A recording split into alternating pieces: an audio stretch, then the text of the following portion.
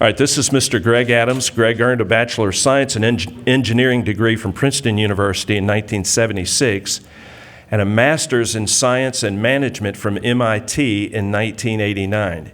He joined IBM in 1976 and worked his way up to the company's senior leadership team, most recently as a managing director in the financial services sector. Throughout his time at IBM, he held positions in sales, marketing, operations, re-engineering, and quality, and general management. Early in his career, he had assignments in Atlanta, Indianapolis, Knoxville, Boston, Nashville, and New York. After that, he served as managing director of operations and board member for IBM Japan in Tokyo. After working for IBM for 37 and a half years, in July of 2013, he joined Governor Haslam's senior team, serving as the first chief operating officer for the state of Tennessee until February 2019. When it says first here, you'll hear an explanation of that in a moment. States don't usually have that position. It was created for Greg. In the governor's effort to make Tennessee the best managed state in the nation, Greg's role was to work with state departments to ensure they were operating in the most efficient way possible. $575 million was cut in recurring spending. State government was shrunk. The budget balanced every year. The state savings account was tripled, and Tennessee has been awarded AAA bond rating the last 2 years. In addition, under Governor Haslam, Tennessee is recognized as a national leader in education and economic development. Greg has been married to his wife, Janine, for 44 years. They have 3 married children and 10 grandchildren. So please join me in welcoming Mr. Greg Adams to our chapel today.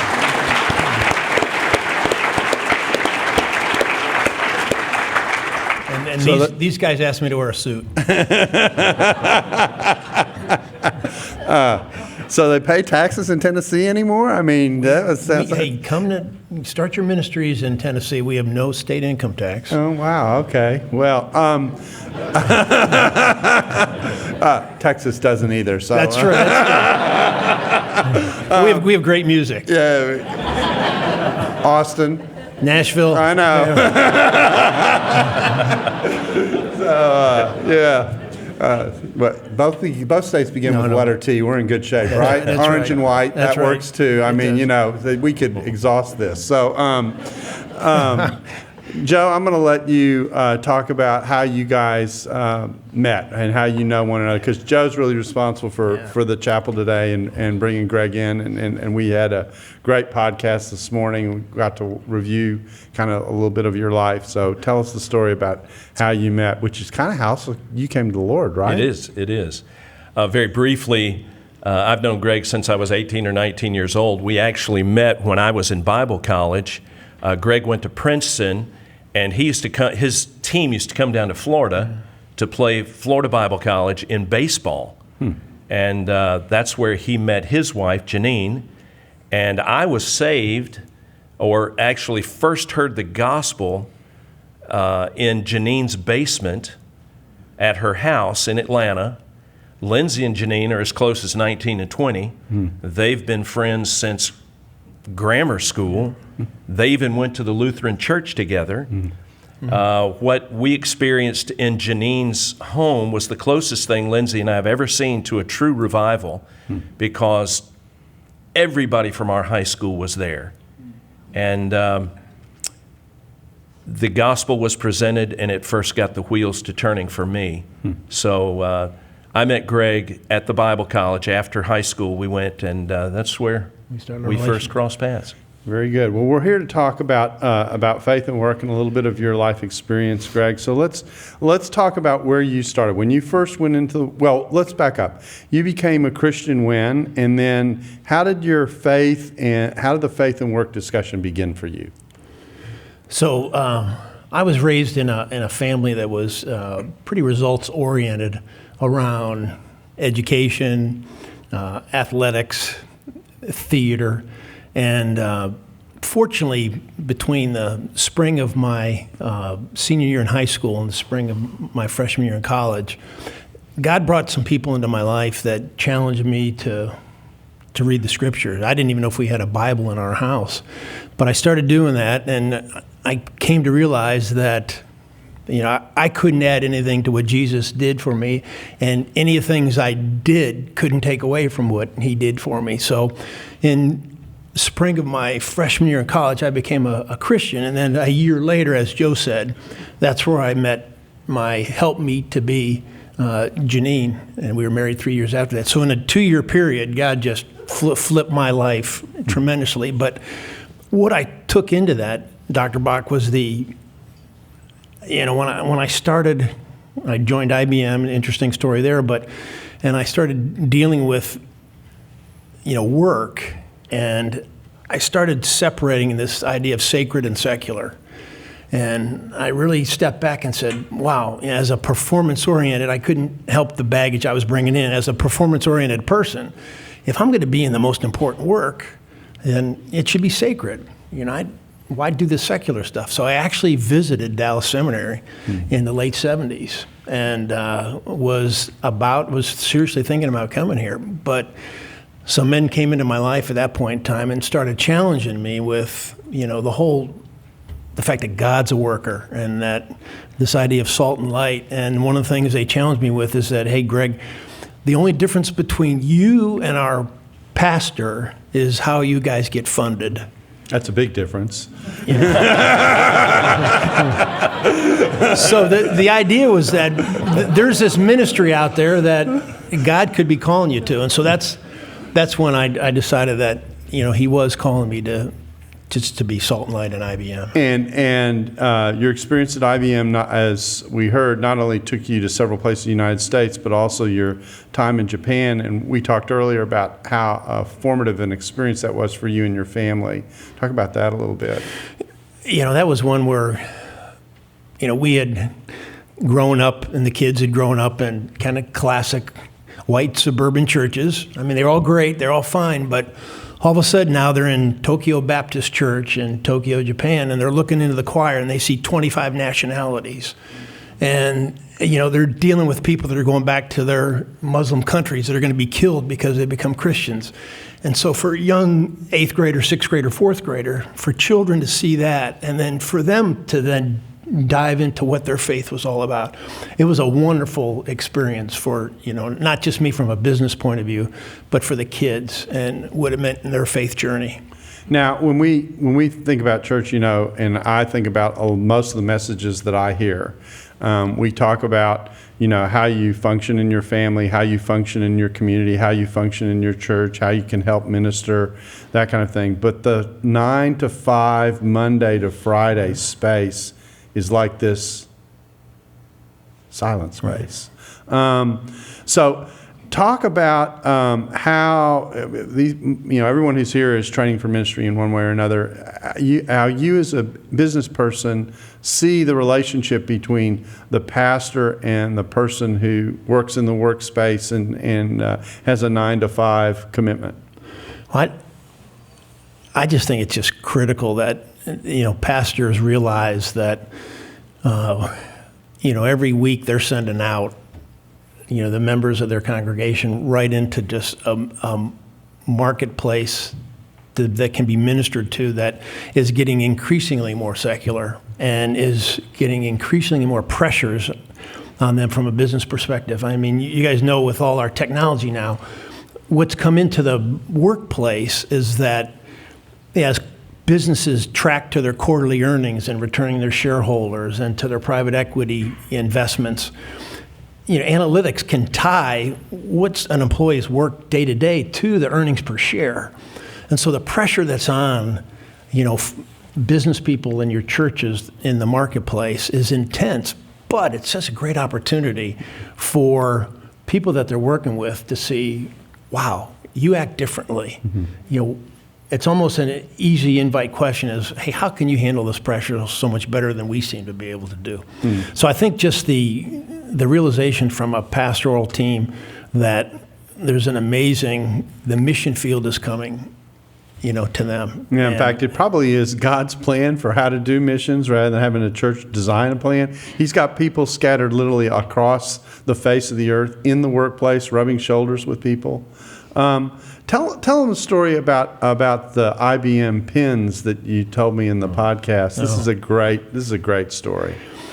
So, in companies like IBM, every year if you make your achievements, they give you these little pins, gold pins. And so my wife took mine and she did Mark 8:36, for what does it profiteth a man if he gain the whole world yet lose his soul? And we put my little pins around it, and I just hung that in my office. I'm not a real in-your-face, if you were going to die tonight, do you know where you're going to go? But I love to engage people, and it was amazing with the pressures that are on people. Over the 25 years that hung in my office at various times, people would comment on that. And the one I saw the individual last week, so I could verify the story again with him, but he came into my office, a peer manager, and said, "Do you believe that?"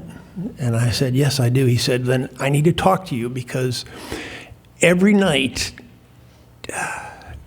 and he was really going, it's touching because he was really going through some tough times. He goes, "Every night I can't face my family until I stop at a bar and have a six-pack because of the pressures that we have in this environment." And so 30 years later, he's teaching third grade Sunday school at Johnson Ferry Baptist Church in Atlanta, Georgia, has 10 grandkids, 3 saved family units. And so again, he just looked at that and asked me the question, and I could tell story after story. And you guys have colleagues and friends, the same thing, that are in the marketplace, that people, because of the pressures, are saying, "You seem to handle this different."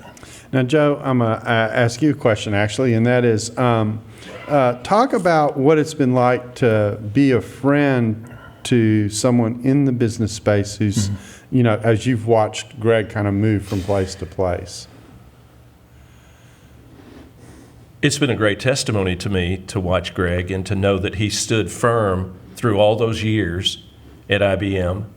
And then, of course, we were thrilled when he went to work as the COO in Tennessee. We thought, wow, that's great.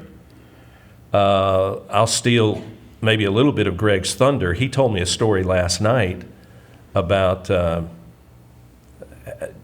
abortion is legal, but they try to do everything they can, or they did in Tennessee, and they still are, to circumvent that law legally. Correct me if I'm wrong in anything I say, but they made it a policy or a law or whatever they did. But now, when a woman comes in to get an abortion in the state of Tennessee, they have to be asked, what do you want done with the body of the baby or the body parts of the baby? Hoping that would shock the mother into reconsidering even having an abortion. To see Greg and his team, and to see Greg through the years just persevere and stay strong. And I know this is true because Lindsay and Janine talk all the time. It has just been an incredible testimony to me. I mean, he didn't, the whole sacred and secular thing is a thing of the past. I mean, Greg knows that what he does is every bit as important as, what I did in the pulpit. So, makes me want to share more of your stories, but I'll refrain. Let's talk about your time here in Tennessee. Chief Operating Officer for the government. Could sound like an oxymoron. Right. So they brought you in, and what was the philosophy behind creating this position? Because you were the first, you were the second person to ever have this role in government. Is that right? In the country, yes. And the first in Tennessee. Right. So when they asked you to apply for a job that didn't exist, how did they do that? Well, this is really a credit to Governor Haslam, and let me go back to where we first met. So Janine and I and our kids, we had a 2-year stint with IBM in Knoxville in East Tennessee. So all you UT fans, the real UT. You do want to leave here alive, don't you? So I got into a small group with 4 other gentlemen, and in 2010, well, 2 years, we moved away, but I stayed close to these 5 guys. We just, we met every Thursday morning from 6:30 till 8 o'clock, and just really helping each other out, being better husbands, fathers, and in our work careers. And so 2010, one of those individuals was elected governor of Tennessee. And so, of course, typical like you guys, text him at 10 o'clock at night. And my wife was good friends with his wife, the first lady, and said, hey, we're just so proud of you guys. We're going to be praying for you. And typical of him, he comes back and says, I need you to come up here and work for me. And I said, whoa. And so for the next 2.5 years, I wasn't ready to do that yet because, I had just taken a new job in IBM, and I really wanted to finish well with the company. So it wasn't appropriate to leave at that point in time. But Governor Haslam and I started engaging on what would this work be? And so, Darrell, we started talking about this idea of a COO, which is the person that kind of frees up the CEO in business so that all the operations, the day-to-day things that happen in sales, marketing, development, et cetera, are being managed. And so Governor Haslam, for 2.5 years, he and I came to Nashville a couple times. We just talked about this concept, is could we put this in the state? And at the same time, Janine and I were talking about, is God really calling us to do this? Because we'd been around the world for 37.5 years and back in Atlanta, her hometown. And she's like, wait, does my knuckleheaded husband think that we need to be called to Nashville? And so, but again, we worked through that. And so in July of 13, I went to the state to be the COO, and then pretty much all the departments and their daily operations reported into me. And what did you see kind of on the ground as you went from department to department and began to get your hands around what is it that you needed to be doing? Yeah, it's interesting. I know when you guys think of government, and even state government, my thought was, you get your driver's license and you pay taxes. And so got to be able to get there to get the check, right? So it's like, God, what? And you always stand in line for 4 hours to get your driver's license.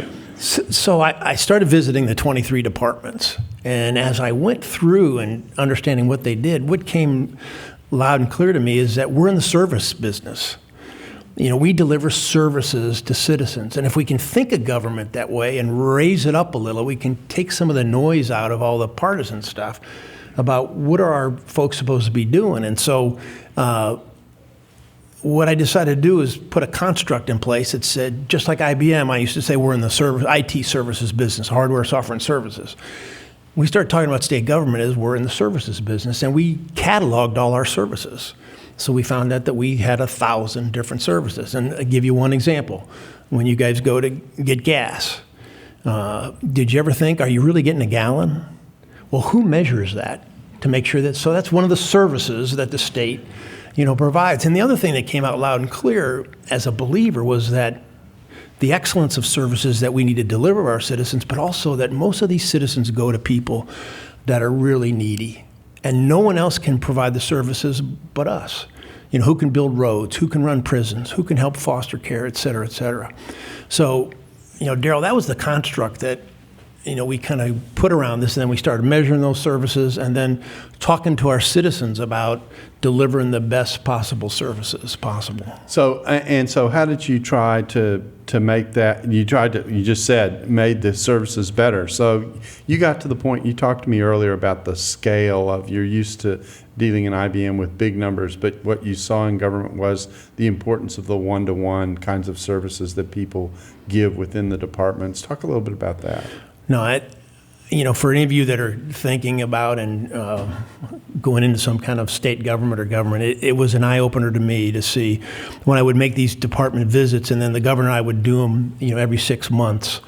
And usually the departments would feature one of the services, one of the things they did. And I never left those departments with a dry eye. I'm just amazed at the lives that, we were touching on a daily basis. And so again, challenged me as a believer is, how do we do this as best as possible and with the eye to serving those that are in the most need? So let's talk about the challenges of business. You talked earlier about the pressure that people feel under, and that in some ways it's ratcheted up even more today than when you first started. Talk a little bit about that, and then after that, talk about the decision you made that was one of the harder decisions that you made that put you, as you said to me earlier, in the penalty box. Oh, yeah. So, and again, it's and you guys live it better than people my age do, but the technology has driven in another level of management, intensity, recording everything you do. And then, with artificial intelligence coming, right, and all the things we do with that. And so the pressures have just gotten so intense on everybody in the marketplace. So there's a real need to minister to folks that are believers that are doing this on a day-to-day basis. And it's not something that we can shy away from. It's hard. You can't say, hey, I can't work 60 hours this week. Now, if it's 4 months in a row, you need to step back and say, is this really? But if we're really going to be ministers in the marketplace, we've got to adopt this new intense, culture. However, there's going to be times where, as believers, we're just going to have to say no, that we can't do that. And I had one incident that Dr. Bock's referring to that I was at a level in IBM where you did what you were told. I mean, it was, we need you to go somewhere, and you did it because you were part of the key team, and they provided filthy lucre for you, mammon and things that kept that everybody. Funding we were talking about the earlier. funding that we were talking about. And, we talked about the Japan experience, and that was really a great experience. And I learned Japanese and did a great job over there. And people were, and again, because I was a believer and I love people. And so 2 or 3 years after that, we were having some challenges in Latin America. And so they came to me and said, we want you to run our Latin American operations, your ability to get into other cultures and do that. They said, here's the deal. We're not going to make you move to Sao Paulo, Brazil, which is headquarters. We'll let you move the headquarters to Miami, and then you just fly down from Connecticut, Sunday night and come back Friday night. And I just couldn't do that. I had 2 teenage boys that, you love this term, that just needed daily head shaping. And, they're amazing today, but, and so I had to tell, the big boss that I was not going to do this. And the only reason I could give is I told him I had 2 teenage boys that needed head shaping, and I would regret the rest of my life. And so I got put in what we call the penalty box. So you get a job that's like, okay, if this guy's going to survive, we're going to grind him through this. And then if not, he's going to go. If not, he's going to. And so it was interesting, but this penalty box job became the job that was the best training for my job as COO at the state of Tennessee. But at the time, it was miserable. I mean, it was the worst job. I'd be having a meeting with Darrell, and I'd get a call from the CEO, and the phone would light up. So-and-so's on the line, and Darrell would say, oh, let me step out. I said, no, this is going to take 10 seconds. What? And then I'd get a chewing for about 10 seconds, and then back to work.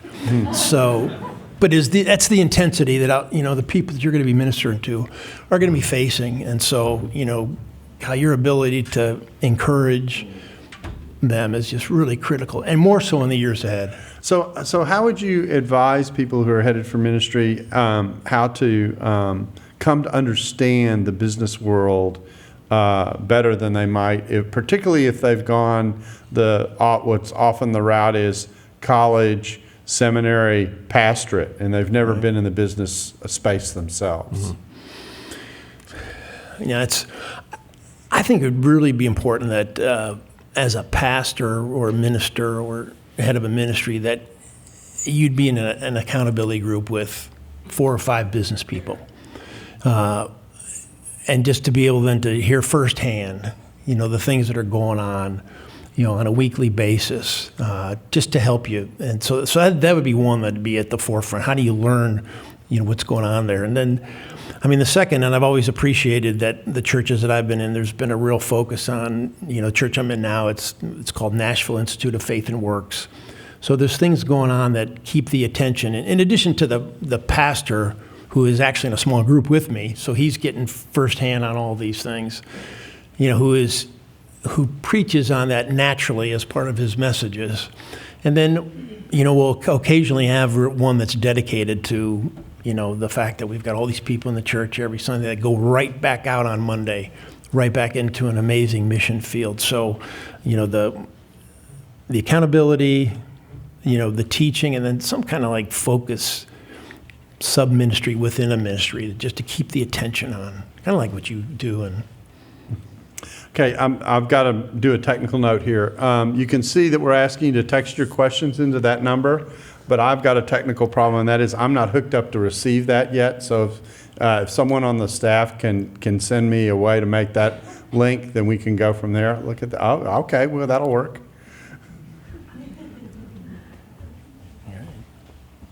Okay, consider that a commercial break. wow. There's one more question I want to ask you. Talk about a little bit about government. Most people don't understand very much about government. You said there were two beasts in government earlier. Yeah. He has great phrases to summarize what goes on in life. Hey, don't repeat these. I mean, head shaper, I don't think I'm ever going to forget that. And then and I'll look at some people and go, yep, they've been through it. Anyway, so talk about the beasts that are involved in government and kind of the two worlds that almost kind of often butt heads because of the different pressures of what's required of them. And that was the other eye-opener to me is that, we have in the executive branch in Tennessee, so we're the 16th largest state, and so you can we've got 42,000 employees. And there's only 50 of those employees that really care if the governor gets reelected.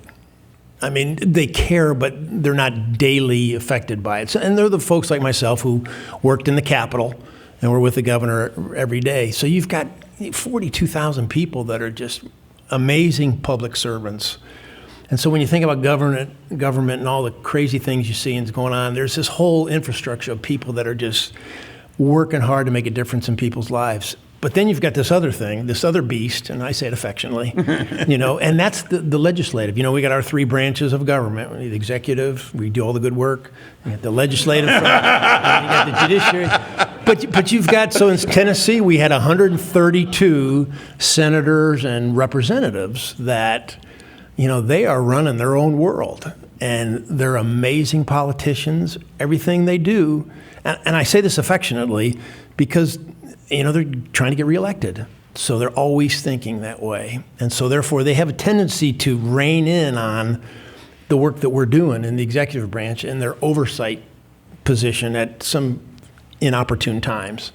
So it's just important to understand when you talk about government that there's these real two beasts that are good that are going on, and so that was helpful for me. I wish I would have learned it earlier because I would have been more proactive with those folks, just talking about the things we were trying to do at the state.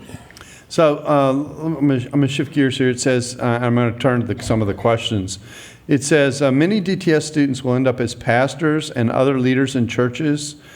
In your experience, when it comes to government and political matters, what is the best thing that church leaders could do, and what would be the best thing for them not to do? Wow. Is that an issue in our country today? Wow. I think the first thing is just to realize that there are a bunch of government workers that are just like business workers that are in your congregation. And then you do have, elective officials that, operate a little differently. So I just think keeping that in perspective. I think the second thing, you have to deal with this, and Joe touched on it, was that elections matter. I mean, I'd always heard that term, and then when I went into this role in the state of Tennessee, it was stunning to see, because I served for almost three years when President Obama was president, and then the last when President Trump's been president. And literally, it's night and day in dealing with the federal government in 2 different administrations. So it really, and then the thing that Dr. Allen mentioned was the President of the United States hires 10,000 middle managers that influence the policy and the regulations and the things that come down through us as citizens. At the state level, the same thing's going on. And so he gave that example where I told him about abortion. I mean, this was one where we had an opportunity, and we had our health commissioner was a believer, and he was looking for ways that, hey, how can we do this legally? And so abortion is legal. And so he looked at something that said, gosh, previous administrations never asked the woman, what do they do with the body? And so that's an important question that should be asked. And so we put a rule and regulation in. So that gives you an example of how elections matter. And so when you're thinking of the individual, I think you got to think about all the things that are going on. But I guess the last thing I'd say, if I was a pastor and teaching, I would just say, look, political parties are interesting. This is about the church. And don't let your unity get split up by, parties or discussions. And I've got like Joe, we have our backgrounds are similar, and I've got a lot of people have different political persuasion than me. And so whenever we have family gatherings, boy, they're sharpening their knives for, this guy who works for Governor Haslam. And I just won't go there. We'll talk about it, but I want them to know that them coming to know Christ is more important than this other stuff. Mm-hmm. I worked as an engineer in government before coming to seminary. What are some ways that helped you discern if you should pursue vocational ministry or continue in the workplace? Myself and others will be making similar decisions upon graduation. Read that again. That's well, good. The question is, how do you, when you come to that crossroads of thinking about, well, should I give myself into full-time Christian vocational ministry, or should I stay in the workplace? What kind of advice would you give to someone who's wrestling with that question? I can only share what I did when I was thinking is just,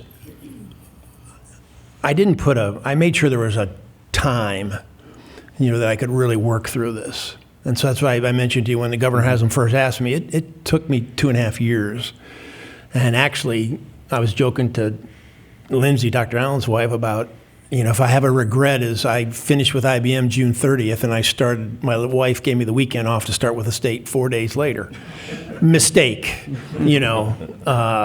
So I just think first I would give it time where you can really, pray about, think about, and then also I would engage with as many people as possible just to talk through and get their ideas and thoughts. And so that was the other thing I did, was just really, and even with your potential people that you're going to work for, talking through. I mean, with Governor Haslam, we were friends. We were friends for 26 years, but now all of a sudden you're going to work for someone. And so we had some real heart-to-heart conversations about, hey, if you're a micromanager, I don't want anything to do with you. And he said, well, if you're this, I don't want. So I think it's really important to get into those kind of things, and time gives you that. Okay. I think this will be, we may have time for a couple of questions more. It says, as a Christian business leader, what is your greatest need from pastors? Well, that's good too. And let me just share one that it happened to me when we moved to Tennessee, and my wife and I have always been engaged in our church, either leading Sunday school classes. I was an elder at one church, and so we feel it's important that as members we should get engaged. But coming on and taking this new role was just so new for us that we were really a little nervous about. We were going to go to church and get engaged in Sundays, but could we do something else? And I remember talking to the pastor, and I remember him he could see, I was kind of dancing around this, and he just said to me, he goes, the governor needs you. You're about to step into a firestorm. He said, how can we serve you? So I thought, that was refreshing, just to take that pressure off. So I think just think about, there are cycles of life that people go through. I always say to my kids, the one is, late 30s, and they just asked him if he could be elder at his church, and he's got 3 kids that need head shaping right now. And I said, Brian, you got a lot of years, and you're engaged in your Sunday school. You may want to think about, is this a cycle of life where you need to be doubling down with the kids versus so? Okay, here's an interesting one. It says, how do you think of the company's policies of forbidding all religious events and talks in the marketplace? And now person's asking a question, going to express, I feel it is majorly against Christianity because they do respect Muslims and even have prayer rooms for them. How do you suggest Christians share our faith in this kind of an environment? You know, and that's different by company and government, but I was in a company that was at the forefront of social, change. IBM prided itself on, in the 80s, we were doing Me Too stuff. I had early 80s in my first manager class. It was all about sexual harassment.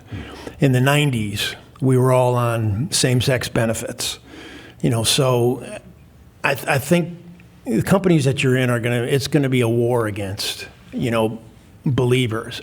And I think you have to and for a while I was very scared of that. I was like very cautious about, hey, do I want to go here with this conversation? But after a while I found that, no one ever turned me into HR. When they came in and said, my son has a drug problem, or my wife and I are going through a divorce, and I would say, I'll pray for you. And no one turned me in. So I said, I'm going to just be who you are. I'm going to be who I am. Yeah. And God's in control. And so that's the encouragement I would give you is just, again, know what your workplace environment is and be sensitive to that. But at the same time, when you got one-on-one opportunities, I never had someone say, you shouldn't have brought up Christianity to me, and you shouldn't have said your wife's going to pray for me, et cetera. The beauty of being a minority is that sometimes in the midst of being minority, you can show how distinctive you can be. Mm-hmm. And I think that's the challenge of the workplace is when everyone else is demanding certain things, to be in a position where you just care for people and show that. Let me one more question. Great questions, everybody. It's amazing. Why is this so short? I know. No, you got things to do. That's his responsibility. What cultural shifts have you seen in the last 10 years, and where do you see these shifts evolving in the next 10? How can the church address these? This is an easy question. Well, let me ask it this way. Variation. It's a good question. Yeah. What wisdom would you give as things seem to be shifting so fast on us? And I get this. So I have 2 sons and then a son-in-law, and they're all in business, and so I engage with them on this, and they're really of a belief that within 10 years, if you're a manager in a company or a healthcare organization, or people are going to want to know where you go to church and what does that church's stand on things like marriage, et cetera. And that's going to reflect back onto you and so my one son he's always extremist. He goes, hey, there's no way I'll be an executive or a manager 10 years from now because they're going to know where so I think, but our response to that, so we talk about then what can we do? And I think the only thing we talk about then is just, again, it's in God's hands and we're going to be faithful. But for them, I just say, guys, we need to be excellent. We need to be where if that comes up and says, hey, Darrell goes to the church that believes these kind of crazy things, but then they go, boy, but he's the best employee. The guy delivers all the time. The folks love him. He loves everybody that he manages. Well, he shows no prejudice. So I think that's the thing that I see, that the way the questioner said, things are changing so fast, and it's stunning what's happened in the last 10 years.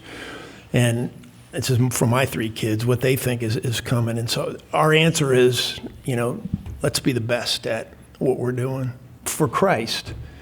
You know, not talking about, hey, we're the best, but just say, hey, we're service unto the Lord, and then handle those things as they happen. Well, let's thank Greg for being a part. Thank you.